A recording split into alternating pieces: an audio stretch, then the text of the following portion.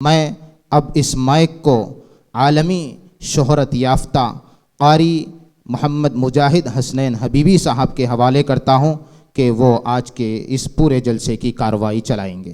معزز و موقر علماء کرام، محترم سامعین باتمکین، پردہ میں بیٹھی خواتین امت، سوغات سلام کے ساتھ اپنے اس حقیر فقیر بندے بے توقیر ناچیز مجاہد حسنین حبیبی سیتا مڑھی بہار کو قبول کیجیے اور اجازت دیجیے۔ السلام علیکم ورحمۃ اللہ وبرکاتہ۔ پیارے سامعین، عاشقان رسول، یقین جانیے کہ آپ کے دیار میں بارہا آنے کا موقع ملا ہے، لیکن اس بار اللہ تبارک و تعالیٰ نے اچانک آپ کے درمیان ہم سب کو آنے کا موقع عنایت کیا۔ وہ ایک مسئلہ بہت مشہور ہے، وہ یہ ہے کہ آپ سنے ہوں گے کہ پیاسا کنویں کے پاس جاتا ہے، لیکن خدا مہربان ہوتا ہے تو کنواں خود کھنچ کر پیاسے کے پاس آ جاتا ہے۔ تو وہی ایک مثال آج کی اس پروگرام کی ہے۔ اصلاح معاشرہ کا پروگرام رکھ دیا گیا اور آنن فانن میں جمعیت کے تمام ذمہ داروں نے اور تمام دوستوں نے، مخلص دوستوں نے، خاص کر کے جناب حافظ عبدالمقیت صاحب رحمانی، مولانا منور حسین صاحب قاسمی، ان کی پوری ٹیم، ان کے رفقا، اور مولانا عتیق الرحمن صاحب اسعدی قاسمی دامت برکاتہم العالیہ، دیگر تمام جناب حضرت مولانا محمد محسن صاحب قاسمی نقشبندی ماشاءاللہ تشریف رکھتے ہیں، ہمارے پیر بھائی بھی ہیں۔ مجھے بڑی خوشی ہوئی، ایک نسبت تو کہیں نہ کہیں جڑ جاتی ہے پوری دنیا میں اگر کہیں چلا جاؤں۔ مجھے یاد آیا آج ایک تھوڑی سی تمہیدی گفتگو کرنے میں ایک بات کہوں کہ میں پورے ملک ہندوستان کے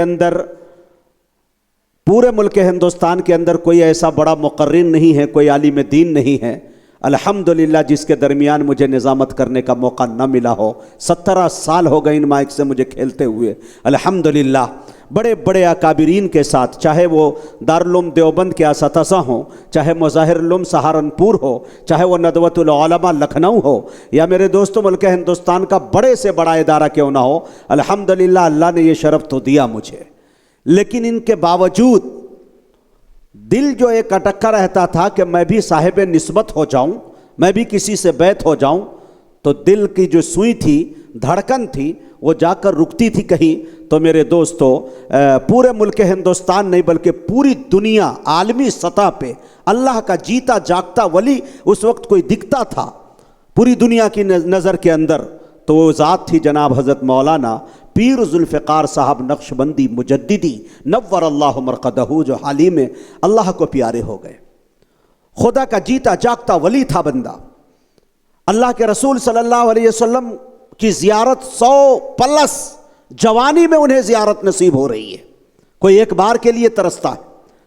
رمضان المبارک کا مقدس مہینہ جب آتا تھا، میں اپنے دل کی کیفیت کو بیان کر رہا ہوں۔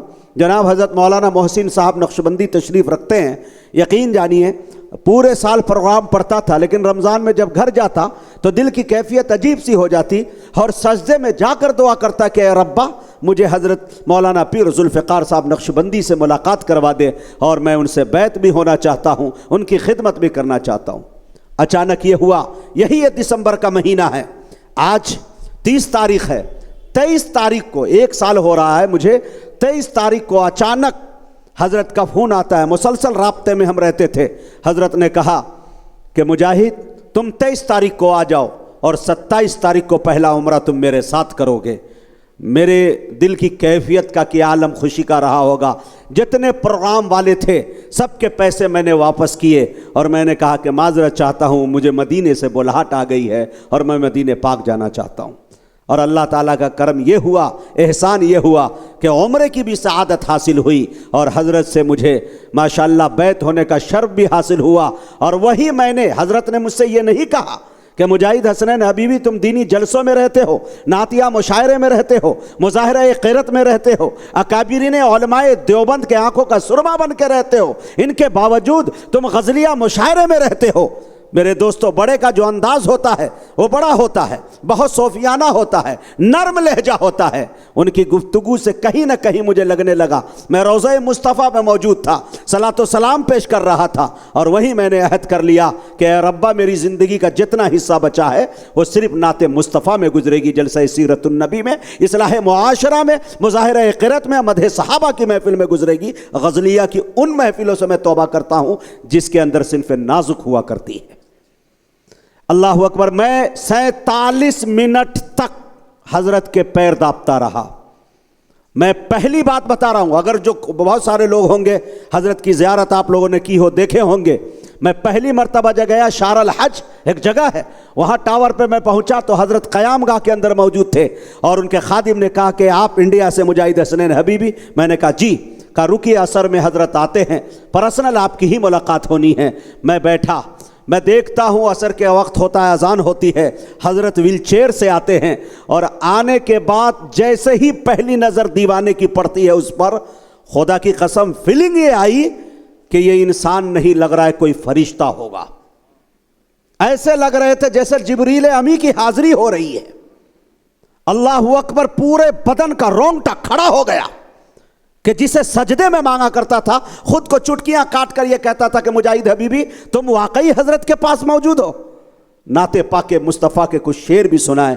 حضرت کو کڈنی کا پرابلم تھا جس کی وجہ سے پیر میں سوجن آ گیا تھا، پیر دابنے کی وجہ سے حضرت کو عافیت بھی ملتی تھی۔ میں نے ابھی سوشل میڈیا پہ حضرت کے انتقال کے بعد اس ویڈیو کو میں نے وائرل کیا اور ڈالا، اور ہندوستان کے اندر ان کے کتنے خلفاء ہیں میرے دوستو، پوری دنیا کے اندر جناب حضرت مولانا جانشین فدائے ملت مولانا محمود آزاد مدنی جیسی شخصیت خود ان سے بیعت ہے۔ اندازہ لگا سکتے ہیں آپ، جسے آل رسول اولاد رسول کہا جاتا ہے۔ آج مجھے بڑی خوشی ہوئی کہ مولانا محمد محسن صاحب نقشبندی سے ہماری ملاقات ہوئی، تو ایک نسبت جو ہمارے پیر صاحب سے ہیں وہ پوری دنیا کے اندر چلا جاؤں، سنگاپور چلا جاؤں، ملیشیا چلا جاؤں، دبئی جاؤں، شارجہ جاؤں، قطر جاؤں، بحرین جاؤں، تو شیخ کی ایک نسبت نے سب کو اکٹھا کر کے رکھ دیا۔ اللہ تعالیٰ سے دعا کرتے ہیں کہ اللہ تعالیٰ حضرت کو کروٹ کروٹ چین نصیب عطا فرمائے، ان کے درجات کو اللہ بلند فرمائے، اور ہم سب کی زندگی جو ہے میرے دوستو اکابرین کے ساتھ گزارنے کی توفیق عطا فرمائے ہمیں۔ اس وقت جو چل رہا ہے وقت میرے دوستو، ملحد قابض ہو رہا ہے، دہریہ قابض ہو رہے ہیں۔ آپ دیکھ رہے ہیں کہ مولانا شمائل ندوی جیسی شخصیت، میں ایک بات کوٹ کر لیجئے، جاوید اختر، چونکہ میں شاعر ہوں تو مجھ سے بہتر جاوید اختر کو کوئی نہیں جان سکتا۔ جاوید کوئی معمولی کھلاڑی نہیں تھا۔ جاوید فلمی انڈسٹری کو اپنے انگلی کے اشارے پہ بڑے بڑے ایکٹروں کو نچانے کا ہنر رکھتا تھا۔ اسے اپنی دماغ کی صلاحیتوں پر اتنی اکڑ تھی کہ خدا کی ذات سے وہ انکار کر بیٹھا۔ اور وہ جو اچانک کافی زمانے سے آپ سن رہے ہیں، ایک ڈائلاگ لکھتا ہے اور پوری دنیا میں مشہور ہوتا ہے کہ گبر کتنے آدمی تھے، سن رہے ہیں آپ؟ لیکن میرے دوستوں کہتے ہیں 2 یا 3، لیکن حقیقت اللہ تعالیٰ نے پیش کیا تو پتہ چلا گبر صرف ایک آدمی تھے، وہ شمائل ندوی، اور مٹی میں دھول چٹا کر رکھ دیا اس بندے خدا کو جو لفظیات کی تعمیرات کیا کرتا تھا۔ دلائل کا وہ بلڈوزر چلایا اس نوجوان مولوی نے مولانا شمائل ندوی نے، کہ میرے دوستو وہی چاروں خانے چت کر دیے۔ وہ ایکٹر جو بولنے میں لفاظی کرنے میں کوئی اس کا ثانی نہیں ہو سکتا تھا، ان کے ہاتھ یوں کانپ رہے تھے، اس کے پیشانی پہ پسینے تیر رہے تھے۔ تو ہمیں ضرورت اس بات کی ہے کہ اگر اکابرین سے آپ کا نسبت نہیں ہوگا، علماء سے روابط آپ کے مضبوط نہیں ہوں گے، تو خدا کی قسم ہماری نسلیں یہود و نصارہ پہ مرے گی۔ تو یہ تعجب کرنے کی بات نہیں ہے، آپ دھڑلے سے دیکھ سکتے ہیں، آپ کی نگاہوں کے سامنے ہے یہ چیز۔ اللہ تعالیٰ سے دعا کرے کہ اکابرین کے ساتھ ہمیں بھی بیٹھنے کی قبول کرے ان کے ساتھ، اور ان کے ساتھ ہمیں زندگی گزارنے کی توفیق بخشے۔